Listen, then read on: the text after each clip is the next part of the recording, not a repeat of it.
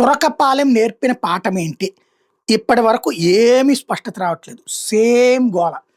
ఏంటయ్యా అంటే అదేదో జబ్బు దాంట్లో, రోగనిరోధక శక్తి తగ్గిపోయింది దాంట్లో అన్నటువంటి. ఇది దేశవ్యాప్తంగా ఉన్నాయి, రాష్ట్ర వ్యాప్తంగా ఉన్నాయి అన్నటువంటిది లెక్కలు చెప్పుకొస్తున్నారు.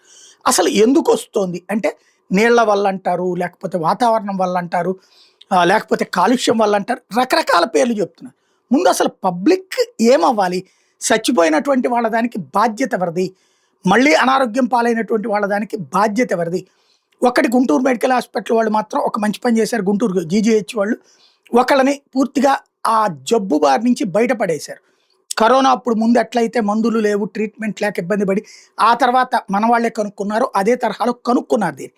కానీ సమస్యల్లో ఏంటంటే పరిష్కారం ఏంటి అన్నటువంటిది తెలవనటువంటి స్థితిలో ఉంది.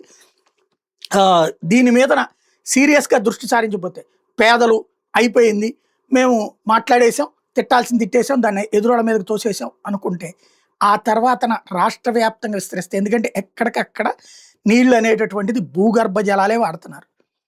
ప్రభుత్వం ఇచ్చే నీళ్ల దగ్గర చాలా తక్కువ దొరుకుతున్నది. లేకపోతే 60-70% ప్రభుత్వం ఇస్తే 30-40% పబ్లిక్ ఇట్లాంటి వాటి మీద డిపెండ్ అవుతున్నారు. ఏది మినరల్ వాటర్ ప్లాంట్లు అంటూ ఆర్ఓ ప్లాంట్ల దగ్గరికి వెళ్ళి తెచ్చుకుంటున్నారు. ఇట్లాంటి సందర్భంలో తేడా వచ్చిందంటే రాష్ట్రం అంతా సమస్య అవుతుంది. సీరియస్గా దృష్టి సారించాలి.